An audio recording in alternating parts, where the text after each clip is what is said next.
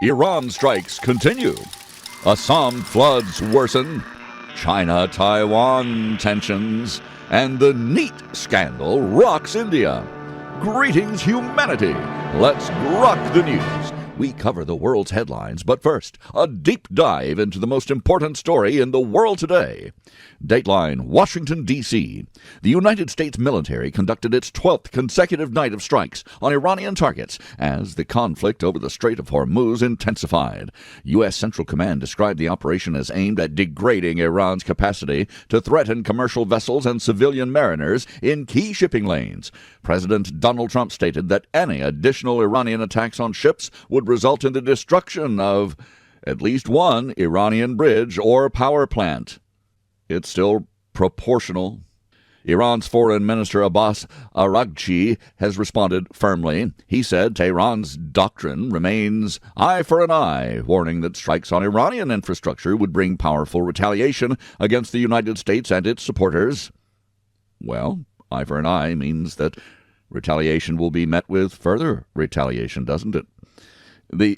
In which case it becomes simply a matter of attrition. Can the United States keep it up longer than Iran? This observer is interested to find out. The latest escalation follows claims by Yemen's Houthi rebels that they struck 2 Saudi oil tankers in the Red Sea. That development risks widening the conflict and disrupting alternative energy routes. The financial toll on U.S. operations has reached $37.5 billion, according to Secretary of War Pete Hegseth. He defended the need for urgent supplemental funding amid congressional debates. World Bank experts cautioned that a 6-month or longer war could reduce global growth to 1.3% this year. Oil prices stayed elevated as rerouting has increased costs for shippers. Secretary of State Marco Rubio reiterated during Southeast Asian meetings that Iran cannot be allowed to dominate the strait. The administration keeps diplomatic channels open while stressing freedom of navigation as a red line. At Dover Air Force Base, the military held dignified transfers for fallen service members. At least 3 Americans have died in actions connected to the fighting. The conflict's reach extends globally. European nations worry about energy security and possible migration pressures. Asian economies track delays in vital supply chains. In the United States, sustained engagement sparks debate over strategy, costs, and priorities.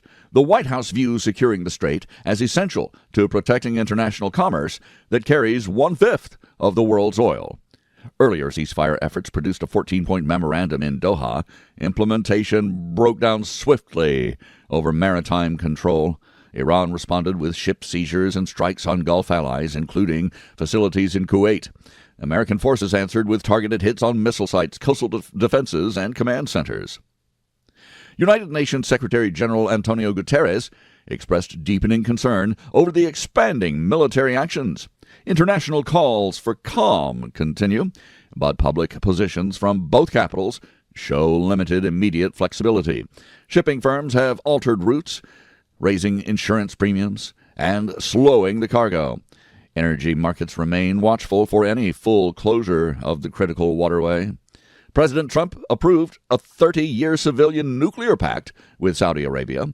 Officials say it strengthens U.S. industry roles while countering other influences in the region. The coming period will determine whether pressure yields renewed talks or deeper confrontation. American forces maintain a strong posture to safeguard global trade routes. This observer is also concerned about a nuclear pact with Saudi Arabia. Sure, that's okay today, but what about 20, 30 years from now? I'm Robert Gardner, using GROK each weekday to truthfully summarize the news.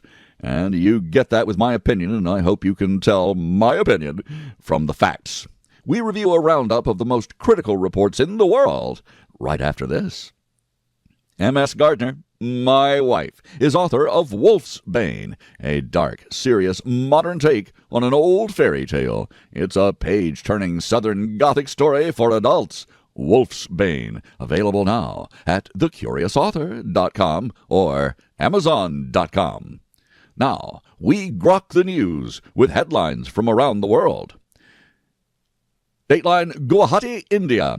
Floods in India's Assam state have killed at least 31 people and affected more than 650,000 across 11 districts.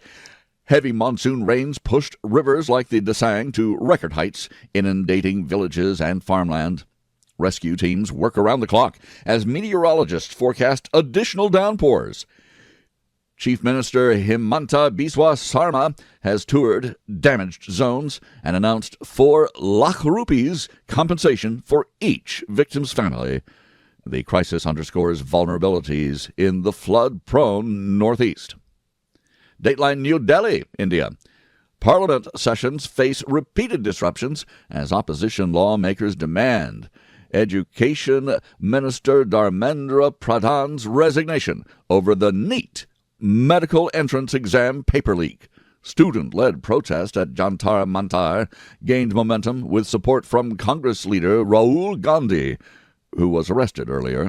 The government offered a structured debate while referencing the matter to the Central Bureau of Investigation. Aspirants remain anxious after the test was scrapped and rescheduled amid widespread allegations of irregularities. Dateline Beijing. Chinese vessels expanded law enforcement and seabed mapping east of Taiwan in a move described as the first sovereignty patrol beyond the traditional First Island chain. The United States, Britain, France, and Germany jointly warned of risks to stability and open navigation. Beijing insists the operations are lawful in its near-shore waters. Experts view the actions as incremental salami slicing tactics to normalize greater presence without triggering direct confrontation. Dateline New York, New York. A federal judge in California issued a temporary restraining order halting the proposed $111 billion merger of Paramount and Warner Brothers Discovery. 12 states joined an antitrust lawsuit citing competitive harm. The ruling pauses the media industry consolidation for at least 2 weeks, pending further hearings.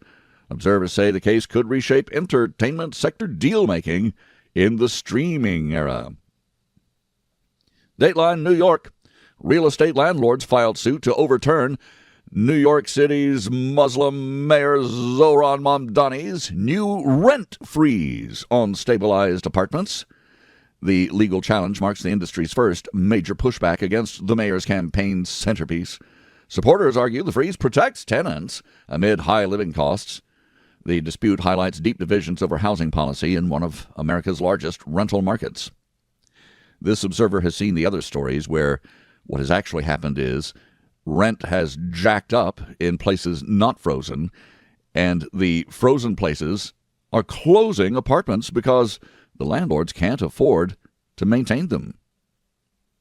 Folks, price freezes never work. Dateline London. A prominent British lobbying firm founded by ex-strategists for David Cameron and Boris Johnson stands accused of secretly paying journalists for positive client stories. The Guardian investigation exposed the practice through hidden recordings. The revelations raise serious questions about transparency and ethics at the intersection of politics and media. Dateline Paris, France. French officials reported, here it is, 5,764 excess deaths during June's extreme heat wave. Health authorities called the toll among older citizens unprecedented. The data adds to concerns across Europe, where heat and drought have intensified. Experts urge better preparation, as climate models predict more frequent such events. As I mentioned before, there will certainly be more such events as the weather changes from year to year. You know you're going to have heat waves. If not this year, then next year. Be prepared. If the Boy Scouts of America still existed, they could tell you that. Be prepared. Dateline Singapore. Singapore has retained its ranking as holder of the world's most powerful passport with visa-free access to 192 destinations. Prime Minister Lawrence Wong announced cabinet adjustments balancing veteran and younger leaders. The move reflects the city-state's focus on stability and renewal in governance. Dateline Jakarta. Indonesia has teamed with global research group OceanX to enhance protection of 7 key marine national parks. The partnership will improve scientific management and conservation practices in biodiverse waters. Officials stress balancing ecosystem health with sustainable local economic activities. Dateline Vientiane, Laos. President Thongloun Sisoulith has directed stronger safeguards for the Zong River to preserve Vang Vieng's tourism appeal. You may have heard of these places. The order targets illegal mining, tighter urban controls, and higher visitor standards. Authorities aim to protect natural beauty while supporting responsible development in the scenic area. Dateline Tokyo. Japan secured a trade pact with the United States that applies 15% reciprocal tariffs on goods, including automobiles and components. Negotiators say the agreement levels the field versus nations that face higher duties. It strengthens bilateral economic ties amid broader global tariff uncertainties. Once again, world, Japan is showing you the way. Dateline Kiev, Ukraine. President Volodymyr Zelensky removed the army chief following days of public protest and internal political strain, and he is not the first high-level leader removed from office. The decision seeks to address mounting criticism over military leadership, criticism that, in this observer's opinion, is well-deserved. Not as much as criticism over political leadership there. Zelensky aims to restore confidence while the country manages ongoing defense needs in what this observer considers the most preventable war of our lifetimes. Dateline Islamabad. Pakistan has asked the United States for a $10 billion exchange stabilization support facility. Finance Minister Mohammad Aurangzeb has conveyed the request to Treasury Secretary Scott Bessent. The appeal comes as the nation works to strengthen its economy after recent regional diplomacy. Dateline New Delhi. Air India has prolonged the suspension of flights between Tel Aviv and Delhi until the end of September. The carrier cited persistent security risks in West Asia. Travelers must arrange alternatives as the route remains closed amid regional volatility. Dateline Austin, Texas. Legislators in the Lone Star State convened a special hearing examining the state's handling of deadly July 4th weekend flash floods. A year ago, at least 135 people died, many in Kerr County youth camps and parks. The probe targets river oversight and emergency readiness after the Guadalupe River surge. Once again, folks, be prepared. You know that weather happens. You know that floods happen. Be prepared. Or don't run for office. Dateline Dublin, Ireland. Ryanair has announced a 34% decline in pre-tax profits for its April to June quarter. Executives blamed higher fuel prices and softer demand tied to Middle East conflict fallout. The low-cost carrier's result signals wider pressures on European aviation. Dateline Washington, D.C. President Donald Trump has stepped up midterm campaigning beyond his pace at this point in 2018. He learned his lesson. He has already rallied for about a dozen candidates in toss-up districts.